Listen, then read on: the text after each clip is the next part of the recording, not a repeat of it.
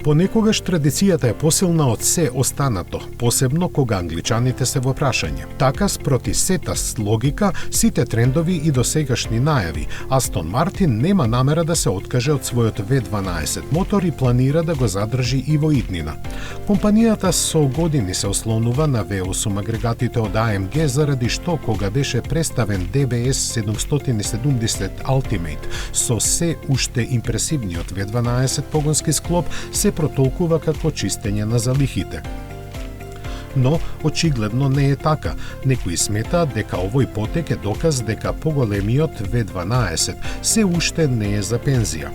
И беа во право, бидејќи според најновите извештаи и наследникот на DBS ке го задржи. Според неформалните изјави началниците на компанијата, овој модел својата транзиција од Grand Tourer кон супер автомобил ќе ја подкрепи токму со гломазниот 5,2 литарски агрегат, кој во својата најнова интерација развива 770 конски сили. Иако уште е рано да зборуваме за иднината, се чини дека Астон Мартин нема да остане осамен во V12 друштвото. Според сите индиции и замената на Ferrari 812 Superfast ќе ги задржи сите цилиндри.